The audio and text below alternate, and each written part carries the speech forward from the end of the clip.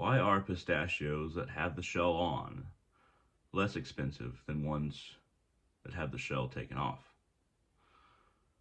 Well, it takes work to take off the shell of the pistachios that have the shell on. So, you doing the work yourself, it is naturally cheaper. Now, if you buy the pistachios that don't have the shell on anymore, or they were processed more, it is more expensive because the work has already been done for you. What am I starting off here? What am I getting at? Let's continue. So, a rich man, we see him doing very little work if he's born into wealth. Or even if he worked his way to a place where other people do the vast majority of the work and he does very little and usually just manages people. We view people that are born like that into wealth as having to do less work. And we may ask ourselves, if we don't believe in reincarnation, why are some people just destined to do less work than others? Why are why is the weight placed on to other people's shoulders? If you live one life, does that really make sense? The work that every soul has to do is equal. Now, when you see somebody who's wealthy, it's either because they worked for it in past lives or they experienced something in this life to work towards it. But such a status doesn't remain the same. And a lot of people who gain something through karma or have a position in this world that is higher in society than other people, a lot of those people naturally goes to their head and they have to do more work in a future life, more of the heavy lifting. The cosmic order is such that every soul has to work to its own enlightenment. There's no one enlightenment that is harder than any other enlightenment. They're just different. And when all the work is added up at the end, when somebody has reached moksha, liberation, or the final enlightenment, it always equals the same amount. Because every soul has to go through the same number of realizations. The reactions that we have to the world, the actions of a particular line of people connected to a soul, all of those actions, a soul might have to. There's some souls that learn quicker. That doesn't mean necessarily that it's less work. It just means that their work was shifted to a different degree. The only way that we can lessen the work that our soul has to do is to put in the work now and put it all in now, rather than tumbling back and forth. So, a soul there's lives for that soul that does consistently negative things, bad things. Some souls just, not because of the soul, but because of, honestly, I wouldn't say luck or a lack of luck, but for some reason some souls are just, it just takes longer for them to learn. But we have no way of seeing that or judging it because we can only view people in one lifetime.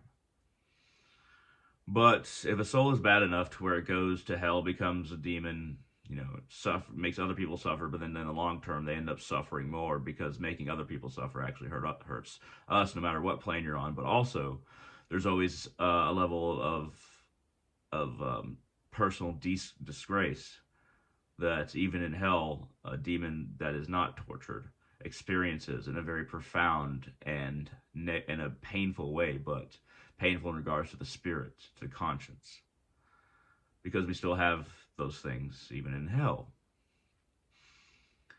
So let's say a soul keeps on coming back up, makes some wrong decisions, go back down. It doesn't always precisely mean less work, though, because we are graced with the mortality, with the length of a certain amount of suffering we can take, an amount of life that we have in one birth. It's no different in other planes or in other forms. So, putting the work in right now is the best option. All the spiritual work that we think that we must do, using this platform this human body right now and doing it is the best solution. Because we don't necessarily do less work, but if we do the work right now, then it's not put off till later. Doing the work on our soul right now, improving ourselves in the ways that we know we should improve, and understanding the things that we must understand, putting aside our ego, and really doing the spiritual work that does take time and a lot of effort right now is the best solution. Now, it doesn't mean I don't think I'm going to be doing most of the work in this lifetime. You can call me a greater fool because I know the work that I need to do, but I'm not doing it all. I don't just walk into the forest and become a renunciate. But doing that work right now would be wisest. And I don't lie to myself about that. I don't try to make it okay. That's very important along your path. Don't lie to yourself about what you're shirking or what you're avoiding, even if you don't do it. So a lot of us are in between on the spectrum. We do various amounts of work based on what we decide to do. And the decision to do the spiritual work now or later is a very complicated topic. That it's so complicated that it's specific to every single person, every single soul. The wheel keeps turning. Maya was created so that God may experience himself and overcome Maya self-illusion. The best advice that I can give is to not be cocky and think that the fortune in your life is what you deserve, or even the misfortune. A lot of the time, the misfortune is there to allow the soul to overcome obstacles, but it is not my place to say, somebody's suffering for this or that reason. That is not my area of vast knowledge. That is not my area of the right to judge other people. And we should always feel for the pain and suffering of others. And sometimes the agency of very bad people is what causes pain, not necessarily what a person did in a past life. And somebody suffering now, through no fault of their own, can and will be rewarded in the future. That's the thing about agency. It's the thing about free will. So sometimes people choose very bad and force their free will into someone else in a very bad way for them, and then that person will get punished. And the person suffering has better days to look forward to. You can't not work and become liberated. You can't not work and get to the various levels of heaven between here and complete union with the source. Everybody is, if we think and we try to understand our position right now and just do the work without trying to do somebody else's, without trying to analyze our lives through other people's lenses, because everybody has to analyze their own lives and not feel like they want to be other people that they see.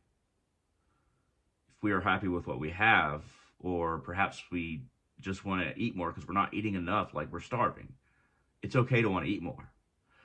But if you're an office employee and you really hate somebody got a promotion and you wanted that promotion is gone. It's not yours right now. You may work towards it in the future, but it's not yours right now, so you shouldn't fret over it in that way. That's envy, and it's unnecessary and painful in the long term and detrimental long term to the spiritual nature of a being. Work hard, and what comes will come.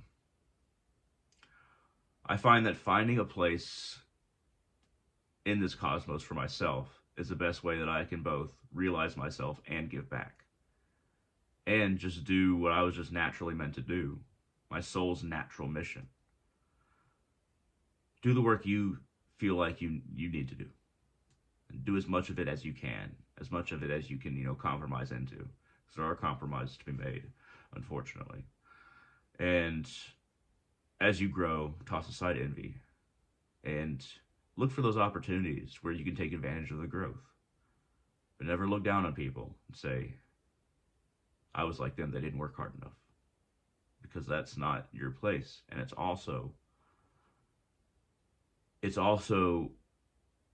assuming that the cosmos just didn't need you in a certain place right now, because that happens quite often. At any rate, this has been kind of a video about how nobody can avoid work spiritually, how nobody can avoid spiritual work. And I put spirit in there because this is a spiritual video. Really, it's just work in general. But ultimately, everything is spiritual. It's a game of levels. At any rate, thank you very much for watching. I hope you enjoyed this video. If you want to become a patron on Patreon and support the work that I do, feel free to go to www.patreon.com/darkrealist, capital D, capital R. You can find my podcasts there, my videos there. You can donate as little as $1 a month. Just help out my work, help what I'm doing, and show your appreciation. If you want to contact me on Facebook, feel free to go to www.facebook.com/Hunter Salazar, HUNTER Salazar. I hope to hear from you. I hope to continue with this and show or explain what I find. All of you, have a wonderful day.